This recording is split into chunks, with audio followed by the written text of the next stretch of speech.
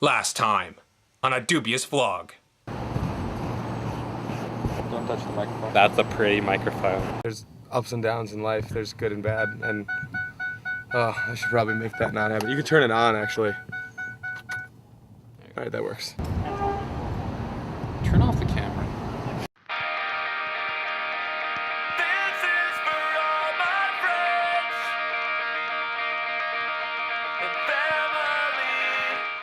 To me, Newfound Glory is self-titled, or even before that, they're Nothing Gold Can Stay. I mean, those are pinnacle albums in my book, and same thing for Dude Ranch. That's the thing that actually makes this tour a little strange. All the bands on this tour, they pretty much started their bands because of what you said, Newfound Glory, Blink-182, except for the Swellers. We go back to like the early 80s, early 90s with like Bad Religion, NoFX, Lagwagon, Millencolin. A lot of bands that these kids that come to the shows, they don't even know who those bands are. Well, but say like, you know, Tony Hawk Pro Skater. Remember the music? You know, Tony Hawk Hillbilly #1. You know what I'm talking about? Yeah. What's that game? You know, they don't even know what the game is. Yeah, so no, but I totally understand. There's a generation gap, like totally, and you know, we're playing this kind of old style music that we love. Like we play music because we love it, right? But we put our own twist on it. So we're bringing it to these new kids, and they're like, "Whoa, this is cool." So like actually on this tour, we're playing a Lagwagon song, and sometimes the kids go off. May 16th. Oh, shit. Yeah, one of our favorite songs. Yeah, and it's so absolutely. funny because a lot of the kids would be like, "Oh right, they're gonna play a cover. I bet you they're gonna play My Friends Over You." And it's like, no, we're gonna play a song that we grew up with. We want to show you what we, why we're a band. Hey, you guys like a band called Lagwagon? You guys like punk rock out here, right? I thought so. It's one place in North America where people still like punk rock. That's really cool. We always come here and talk about punk rock with kids, so you guys want to sing a song with us? It's called May 16th. It's by a band called Lagwagon.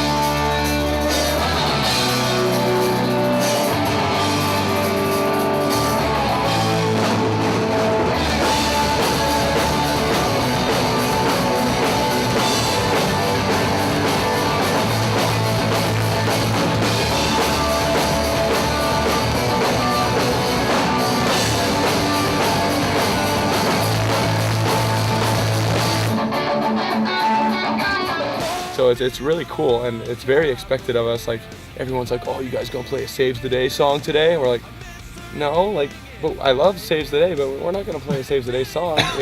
It's very strange. Like a lot of things are expected of us, and What's weird too is like, I realized, especially on this tour, Saves the Day and Newfound Glory, those two bands, every single person that comes to these shows, they're obsessed with those bands.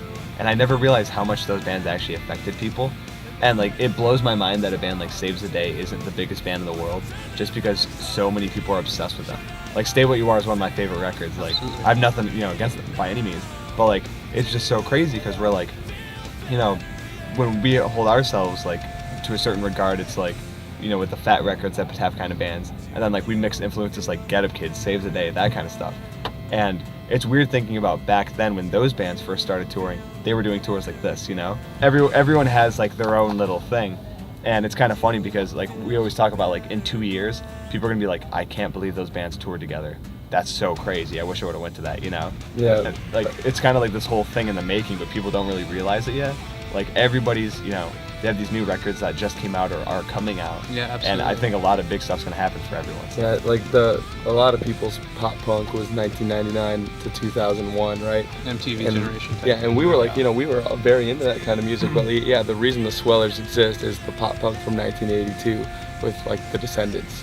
So Screeching Weasel and like. right. So we try to kind of bring all that flavor into our music, and it's a little tougher because those kind of bands they're not really on the radar so much anymore. And it's weird because I'm talking to kids that are like, "Dude, I was born in 1996," and I was like, "Okay, so that makes you 14. That's crazy." But it's like, man, Pinkerton by Weezer came out that year. Yeah, what? I bought it with my own money. Exactly. So if you can imagine, these kids were probably sperm back then. It's very weird because I'm not old. I'm 23. I don't consider myself an old dude. And I don't know, these kids, man, it's like they seem way younger than they are just because, I don't know, it's very strange. Like there's a very thin generation gap. And you can see that on Warped Tour. Like we just did Warped Tour, bands like Attack Attack and Bring Me the Horizon. there's like 8,000 people who will watch those bands. You ask all of them, like, hey, do you know who Face to Face is? And they're like, no, who's that? Oh, well, they played on the main stage today. They used to be one of the biggest bands Warped Tour had to offer. You know, very strange. And they played the first Warped Tour, you know? Yeah. And I don't know, it's just funny watching things change. And like we always say, again, everything's very cyclical. Like, you know, in the 80s, it was like the glam rock, like Motley Crue. Well, I guess like early 80s, you know, it was just like the really grungy stuff. And then like late 80s, it was like, you know, like Motley Crue, blah, blah, blah. And then grunge killed that. And around that time is when the whole punk thing, like when punk became mainstream, like Offspring, Blink-182, Green Day. And then after 2000s, yeah, you and got then, screamo crap, and it got really, Screamo. yeah, like what the kids call screamo, yeah, and it's what like, the kids call pop punk. yeah, but it's like, you know, all like the metalcore stuff. And when we were playing shows, we were this band. I was 17 when we did our first tour, and our EP just came out, and we're playing these like super fast punk rock songs. We're like, this is gonna be awesome, and no one cared. And every local band, instead of doing a Blink-182 song like they used to be an opening band, they started just doing one chug, and they're like, oh, we're a metalcore band because it's easy to do. And we were like, music is just getting dumber. This sucks. So we were like, whatever, we're gonna stick to what we do. 4 years later, it's, you know, the whole newfound glory syndrome again, where like bands like Set Your Goals started getting big, and the hardcore thing and pop punk thing kind of merged together, and it created this whole monster. And you know, which is definitely benefiting us. It's awesome, but like, it's just really crazy to see like how cyclical things are, and then how you can start seeing other bands become part of a pattern for the sake of being like those bands rather than really wanting to do it, you know? So it's like a lot of these newer bands that are coming out sound just like 4 Year Strong, and they're doing this stuff. And when we started, we ripped off bands. Like, you know, we're not gonna deny that at all. But it's just weird watching who this band's influence is compared to what ours was when we grew up. Like, a band like Newfound Glory is like a legendary band to these kids. And to us, we were like, oh yeah, like that was like one of the first, like, you know, punkish bands. Like, oh yeah, they were on Drive Thru. Like, Yeah. they had some songs on MTV. That was cool. Good for them. And yeah, and we're like, cool. Like, that was a band that I listened to.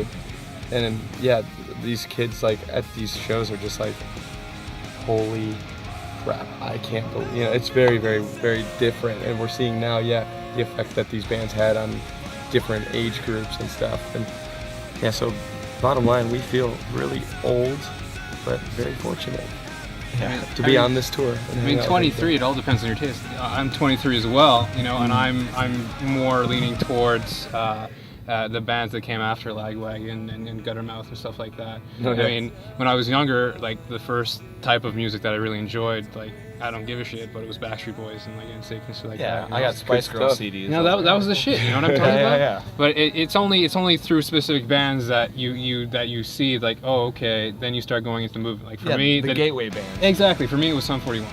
Okay.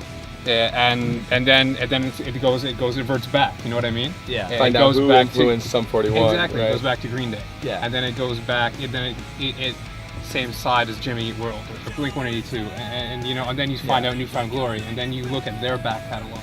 You know what I mean? And then I think by you guys covering older, I don't want to say older. I mean, exactly. things that have influenced you.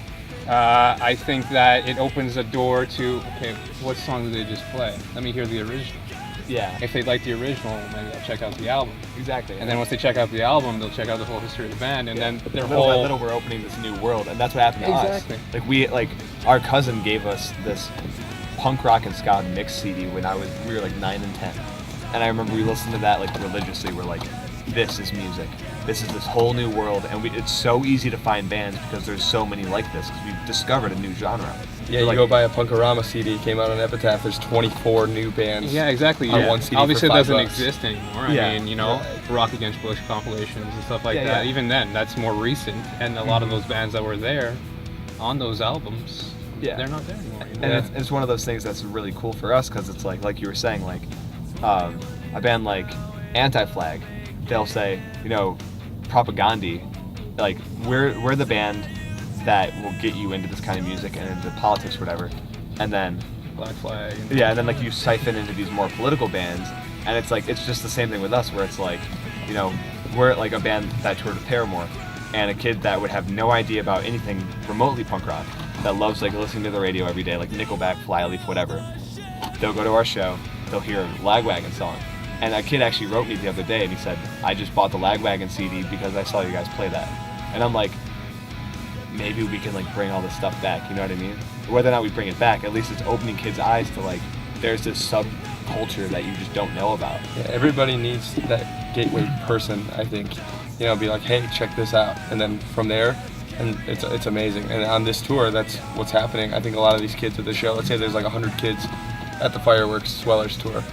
And those kids go tell their friends, I saw this band. That's how it all starts, you know? That's all you need.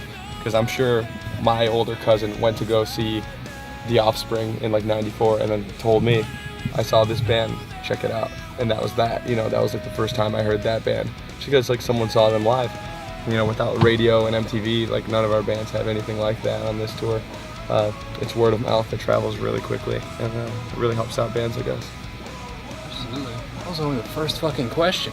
We were just talking now. That was cool. Thanks a lot, I guys. was really surprised by your blog you just read there. Pretty intense. You just wrote It's good that. though. Your face. Yeah. He didn't say anything.